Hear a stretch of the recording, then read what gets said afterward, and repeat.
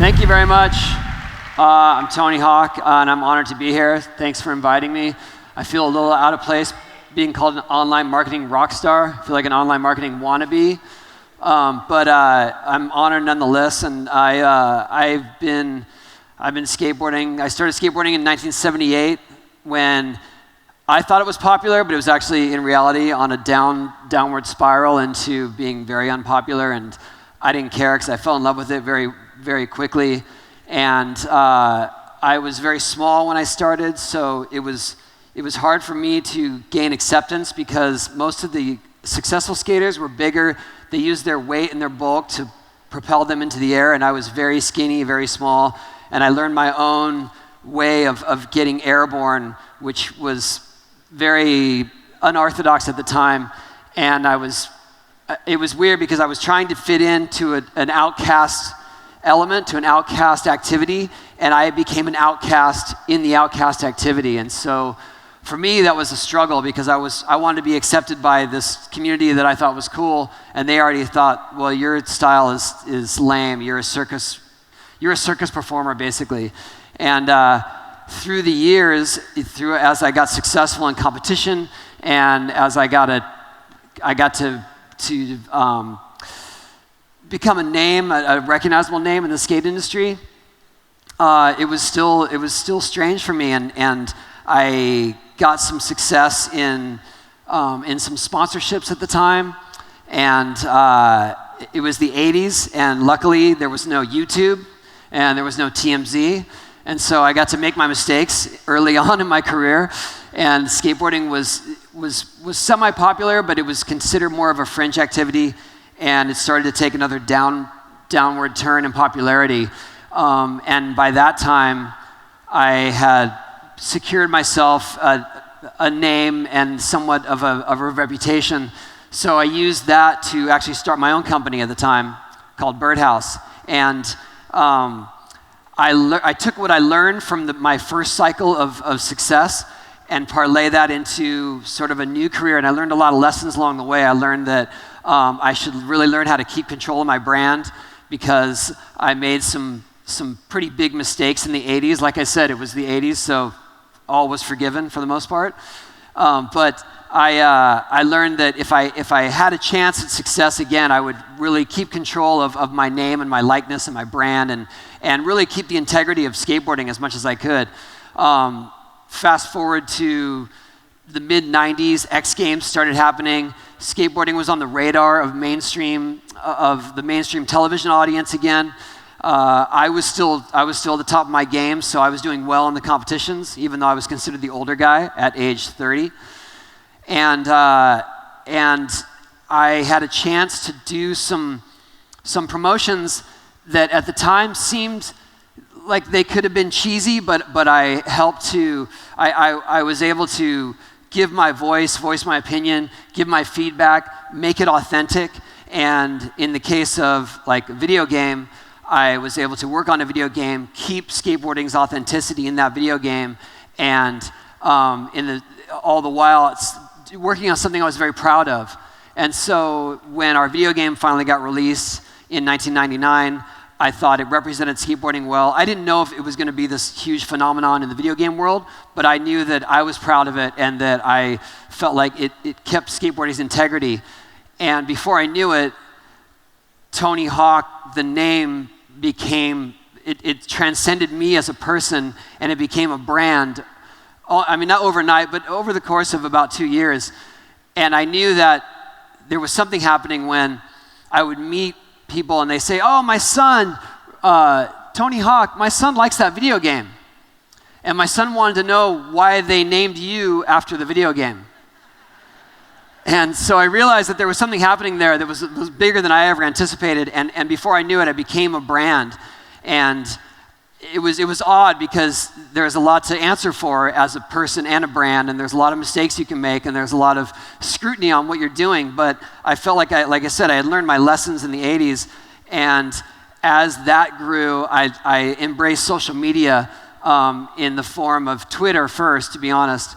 And I realized that suddenly I had this prolific platform of immediate feedback from fans. and it was free. And I loved the idea of engaging fans and getting that feedback. And I started doing what I call Twitter hunts, where I would actually go. I saw how quickly the information spread on Twitter, and so I would take a skateboard that I had in my car. One time I just did it as a test, and I pulled over.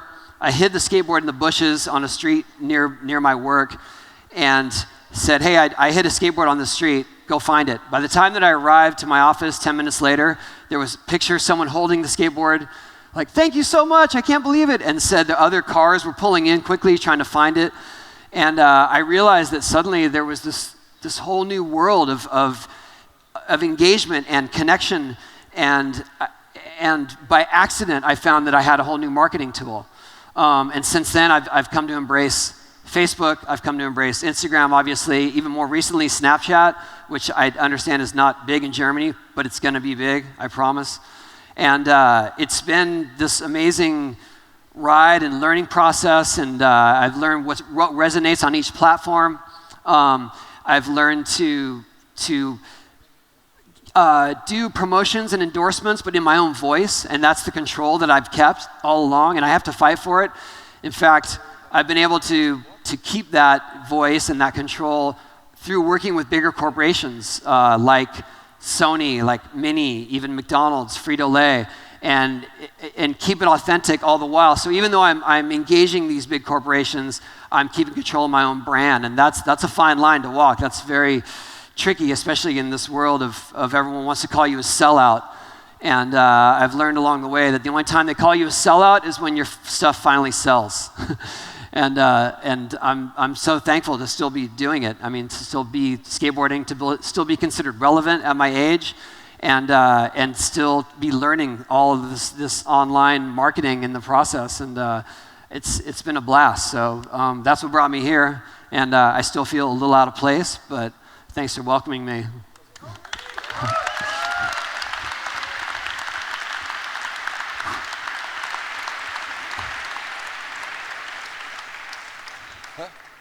Yeah, okay. That was my abbreviated version of how I got here. Yeah. I'm a little nervous sitting next to you. Huh? This is the moment it's going to make me cool. When I used to skateboard, that wasn't cool. And now sitting next to you 20 years later, it's going to help me out a little, I think. I hope so. I hope so, too. Yeah. When did you first realize, when did you first actively start thinking about yourself as a brand?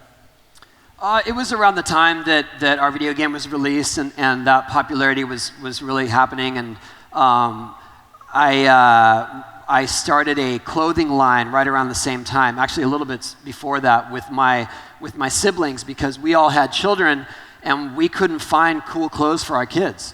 They just didn't exist. It was like if you had a child, then you had to dress them up like a little doll, and it wasn't like they were real people that could look, like regular people and dress like we like to dress, which was very much based in the skate and surf culture. So I started that brand with my sisters and my brother in 1998. But the name of the brand was not The name of the brand was Hawk. Oh, okay. So Hawk Clothing, okay. Which is actually Tony Hawk Clothing, because the name Hawk Clothing was already taken. And now your son is a skateboarder too, so he can use the brand now, right? I mean, he's a very successful skateboarder, right? My son? Yeah. So now it's like the Hawk brand extension, if you want. Yeah, he is his own entity though. So. we just. I mean, when we were at dinner yesterday, you told me that now that you have understood the value of being a brand, you even learn Snapchat and all these things that usually people do that are a lot younger. When did you realize that, for instance, Snapchat is a thing, and how do I have to imagine that? And are you just sitting there with your cell phone and then trying to become somebody on Snapchat? Not really. I think of things that would be interesting but fleeting, something that would be temporarily, something that would catch your attention, but not something that has to live online forever. And that's kind of how I think of it, as just more stuff that is gone very quickly, and it's not something that I expect to have longevity, to resonate for a long time, And as long as it's, I just try to be entertaining, to be honest. That's what it is. You know, I definitely, there is a marketing element, but I feel like as long as if you're staying entertaining and you're engaging people that are reading or watching it, you're not boring them. And that's the crime of being, of social media is being boring. Just for the record, how many people do you have that are following you on Instagram or on Facebook? On Instagram, 2 million. On Twitter, 4 million, and Facebook, 6 million.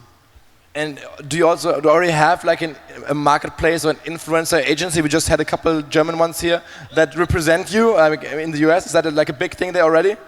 It's becoming big. They're discovering. It's been weird because being successful at that sort of early on before people have even figured it out, they're still figuring it out, obviously, but the bigger marketing agencies are asking, for promotions, things like that, and suddenly it's become like the student becomes the teacher, because now we're teaching the bigger marketing agencies how to be more effective and how to have more resonance. And so that's sort of the irony of what's been happening with that. But definitely I have representation, which I've always had through William Morris Endeavor. And I was working with CAA as well, which brought me here. But I mean, is it like brands call you and ask you to like yes. Twitter something or, yes. or put something on Instagram? Yeah. And then you look at what they want, and then you at the money maybe. Yeah. Well, I'll work with a brand, and we'll work together. Like last summer, I did a promotion with Frosted Flakes, and there's a certain campaign they want, but I have to make it my own for the most part. I'll use whatever hashtag they need, but I want to make sure that the wording comes from me, so it sounds like my voice. Otherwise, what's the point?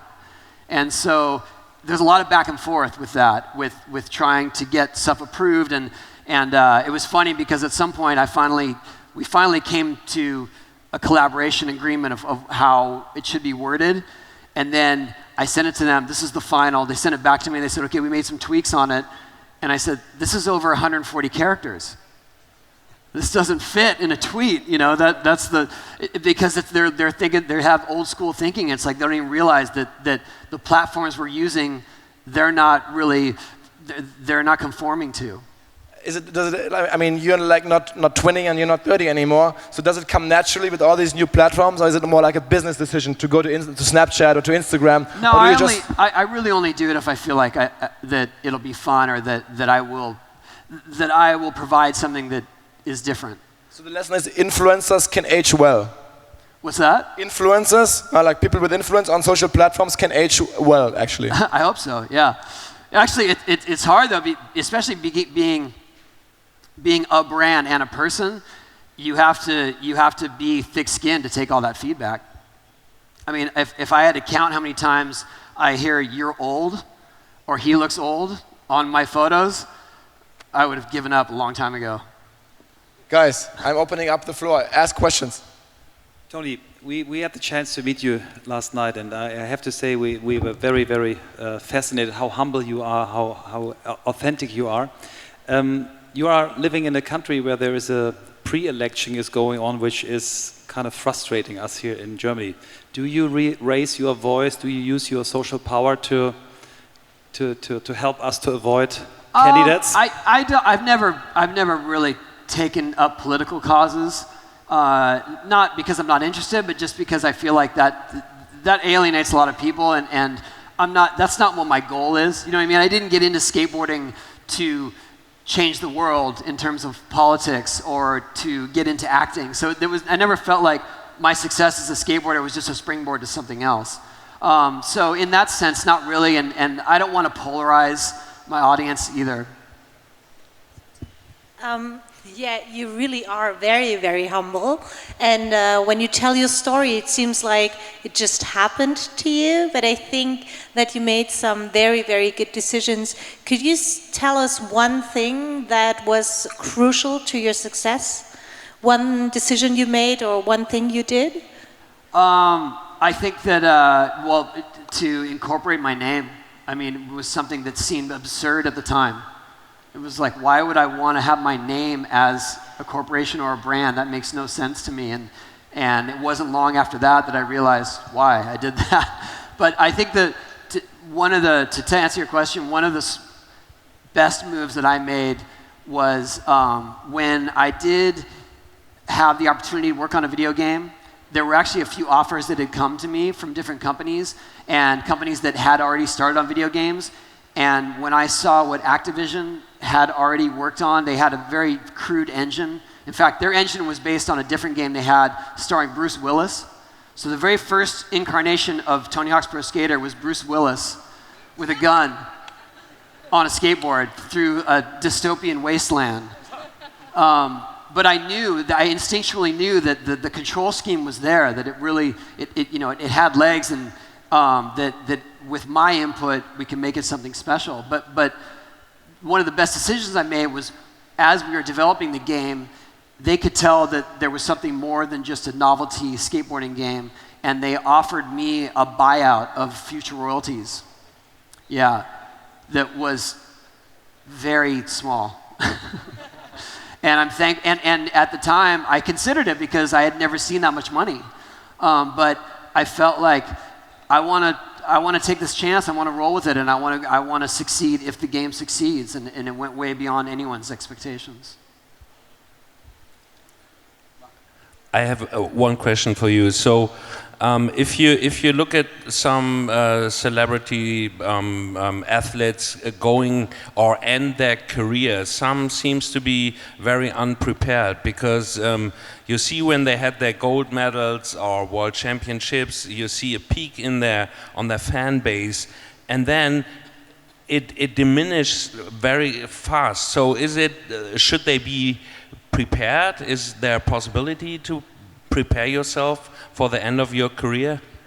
I think so. I think that if it's not a sport you can rely on your skill for very long, then you have to think about what would be next. How do you transition into either staying relevant or staying successful, or what does interest you? I'm lucky in that I've sort of, I don't know, I'm gonna call it luck. I've definitely carved my own path in that I stopped competing a while ago, but I continue to skate. I created my own events so that I would be able to do exhibitions as much as much or as little as I wanted to, and even learned how to speak publicly, as another option, which is not something I ever, when I first started skateboarding, you couldn't become rich or famous from it. It was very small. And so as these things came to me, they all seemed like a nice surprise. Even this, being able to speak in front of thousands of people, getting to travel the world at someone else's expense is not something I ever imagined for me. So I'm lucky in that it's all new to me, but in traditional sports, those things are more taken for granted and accepted and expected. And so in those instances, I think they have to look towards other role models maybe of who has been able to stay relevant, who has been able to keep a career out of it. And it's hard, you're forgotten very quickly. How often did you break your bones? How often do I? Hopefully not very often. I have through my career. I've broken my elbow, rib. I broke my pelvis, which is probably the worst. That is the worst thing to break, I think, because you can't do anything if you break your pelvis. Okay. Just another question. When you compare time now and the time in the 80s, when you were part of the Bones Brigade and stuff like that, if you compare it, how much did the Bones Brigade influence your brand now? The idea of the Bones Brigade was the team that I skated for through the 80s, and it was one of the most iconic skate teams. It had the best variety of skaters, in my opinion. Definitely the ones that had the most impact in terms of name recognition. But the guy who brought us together, his name is Stacy Peralta, who is now a successful director. He was my inspiration. He was my inspiration to break out and start my own company, because that's what he had done to start the company he brought us all together on. And so it was more, I love the idea that we had a team, but just the camaraderie and the idea that you could break out and do it on your own is what I took from being on the Bones Brigade. One last question. why did Christian Hosoi never became such a big brand as you are today? Why? In the 80s, there was this battle between Christian Hosoi and Tony Hawk. Why isn't he such a big brand? What do you think? He made some bad choices along the way. Christian Hosoi. Christian Hosoi was considered my number one competitor in the 80s, and he struggled. He struggled with like you said, suddenly not being popular and not really having another option or having created other options for himself. But he made some other poor choices, and he's back though. I mean, to be honest, he's back. He's well revered. When he shows up somewhere, people are like they remember him from the 80s, and it's great to see. I mean, he went through some really tough times. And mistakes. What's been the biggest mistake you have done? Biggest mistake. In the 80s, I gave a company full approval to use my name, however they pleased. I didn't know any better. I think I was 19 when I signed the contract, and they started making the worst products, some of which still exist on eBay. But this one in row 1? No, that one's awesome. That one's cool. Yeah, that. Are you kidding? That was my legacy for skateboards. Yeah. No, this company was making like keychains and wallets and really bad products, and I didn't have any. I didn't realize it, but I didn't have the approval. But I, thank you. Will you sign this for me? Cool. For Brian? Okay. Cool. Thanks. All right. Thank you.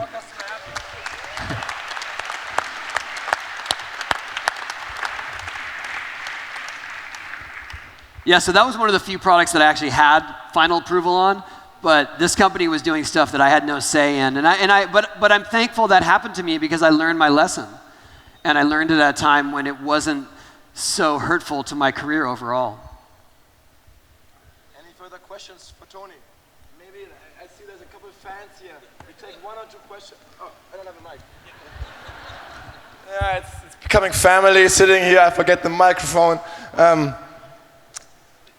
Since there's so many fans here, I want to take like one or two questions from the audience, from fans, okay? But marketing-oriented, please. Marketing-oriented questions. Marketing, no problem. Hey, Tony, it's great to meet you. My question is regarding the balance, like you mentioned, between brand and person. Is your passion skateboarding? So it's also really dangerous if it goes out of control, if you lose control of that brand and end up doing something you don't love. My question is, how did you balance, how did you keep your compass throughout your career to know what deals are right and what isn't right? And maybe, do you really make the decision, forget the money? What's more important in skateboarding? How did you as a person, as a celebrity, decide? To be honest, for me, it's instinctual. If it's something that I feel like I could get behind and I could be passionate about, or that would connect to skateboarding organically. I hate when people say organically, but I'm using it. It's something that feels like it is a good fit. Then I will pursue it. If in other respects, to be honest, I will.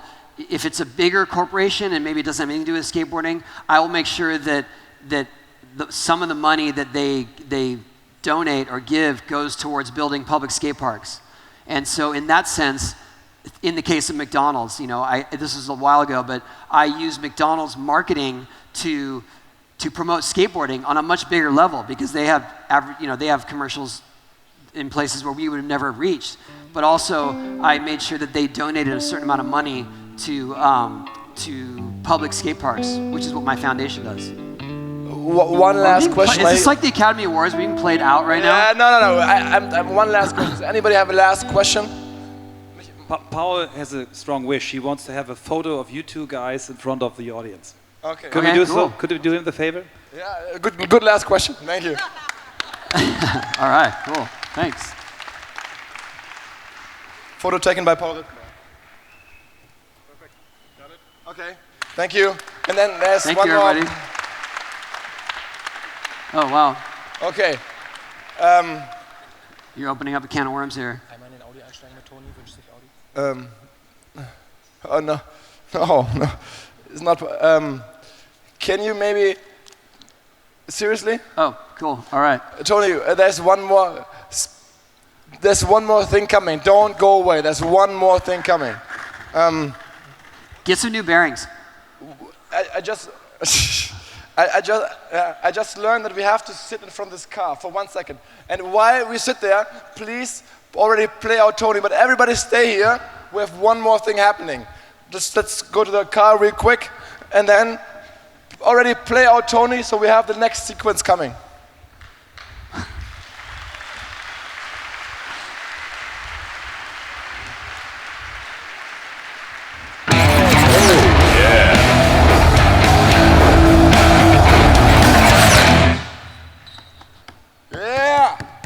Audi! Okay. Cool. All right, thanks. Okay, so,